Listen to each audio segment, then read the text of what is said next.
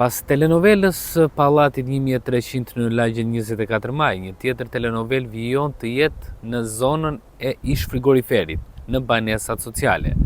Pallati i dytë i banesave sociale, i cili duhet të përfundonte në vitin 2024 dhe tashmë duhet kishin hyrë familjet të cilët kanë aplikuar për të patur një banesë sociale, nuk është ende gati. Të dyja firmat të cilët kanë nisur punimet i kanë pezulluar disa herë, i kanë rinisur dhe sërish i kanë pezulluar. Ajo që kanë mbetet më të penalizuar janë vetë qytetarët të cilët presin një banesë për të futur kokën e tyre. Pallati i dytë i banesave sociale në zonën e ish frigoriferit ende i pa përfunduar. Familjet vijojnë të jenë në pritje pa afat në një telenovel që po zgjat prej më shumë se një viti. Pallati i dytë i banesave sociale në zonën e ish frigoriferit vijon të mbetet i pa përfunduar, pavarësisht se afati për mbylljen e punimeve ishte dhjetori i 2024-s, ndërkohë që tashmë ndodhemi në fund të janarit të 2026-s, objekti ende nuk është gati për dorëzim, duke lënë në pritje 10 familje që presin prej vitesh të strehohen në këto banesa.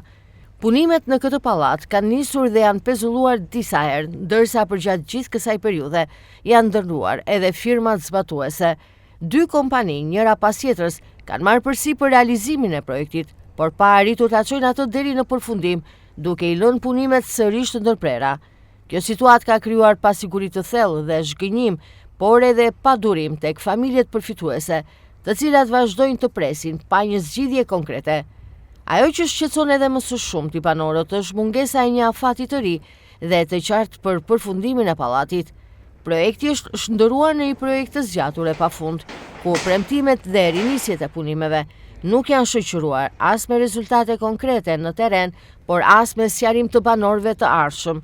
Ndërkohë, enti kombëtar i banesave duket se mbetet i paaft për të ndërhyrë në mënyrë efektive dhe për t'i dhënë një zgjidhje përfundimtare për këtë çështje.